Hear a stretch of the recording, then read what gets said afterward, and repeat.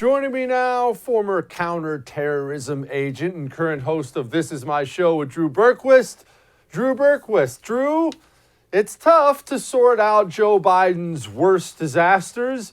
You say it's Afghanistan. I don't know that I can argue with you, but make your case, sir. Well, thanks for having me, Jesse. Yeah, I mean, it is. Look, there's a lot to compete with here.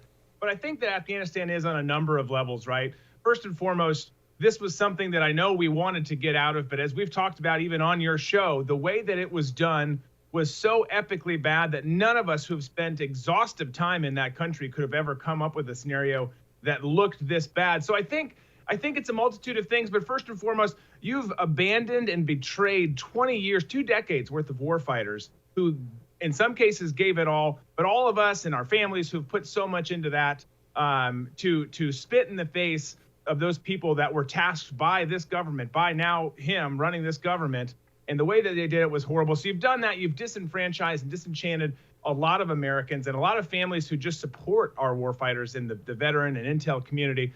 So that's a big issue. But also what you've shown is you've shown weakness and ineptitude, and it's killing our relationships around the world. We've got allies who are talking openly as well as behind our backs, talking about what happened to America.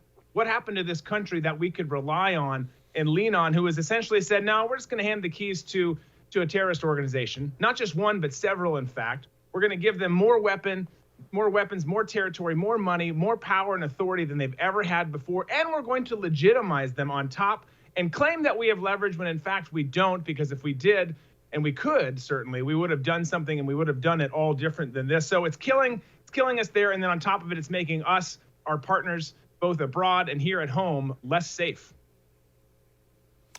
Drew, why? Why is this happening? Because it seems like this is part 2 of the Obama presidency, where he came in and he pretty much gave the proverbial middle finger to all of our allies and extended a hand to all of our enemies. Why? What am I missing? Well, look, it's by design. The Obama administration, the one thing that I saw just perpetuate over his 8 years, and I served under all 8 of his years overseas, mostly in Afghanistan, some in Iraq, and the difference with him versus so many other leaders that we've had in our country, look, we've had some good ones, we've had some bad ones, is that administration, and we're seeing it now in what a lot would call his 3rd term with Joe Biden, is they are ashamed of America. They always set up these deals that they say are in the best interest of our people, our country back home, when in fact we see that it's case in point. You don't have to look hard or far to see every time that we get screwed in these deals, other people, usually nefarious actors, come out on top. Look at Iran under Obama, look at so many other places under Obama, and now you see everyone here too. And it's because they're ashamed of America. They don't actually love America. They'll say, oh, we love our troops and God bless the troops and God bless this country. But it's a country that all their policies time and time again show they are trying to destroy. So we can say this was a blunder, and it was, and we can say this shouldn't have happened, and it shouldn't have. But it all seems to be very purposeful based on these people and their track records. Drew, you've talked about this before on the show, but a lot of people, they don't understand fully. To be honest, I don't understand fully Pakistan. Why is Pakistan so intimately connected to Afghanistan? Why is Pakistan so important, and why are they nutso? Well, they're very nutso, and we're nutso for giving them so much money, billions, over such a long period of time, and we've given that money to a power that we're trying to say, hey, there's good people everywhere, right? And there's some good people in the Pakistani government.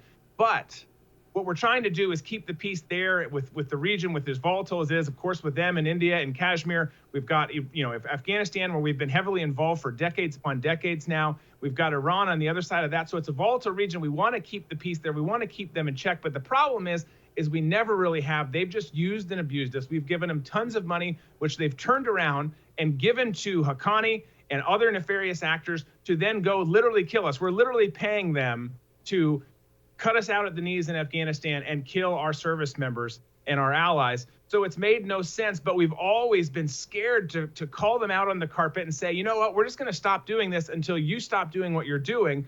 And as a result, we have lost, they've won. Now the Taliban, the Haqqani network, Al-Qaeda, ISIS-K, and probably a dozen other groups have all won in this process. China's won in this process, but the one thing that remains true is that America lost. Hey, thanks so much for watching the first on YouTube. If you liked what you saw, go ahead and like and subscribe. You heard me. Like it, subscribe. You'll get a lot more of it and a lot more of me.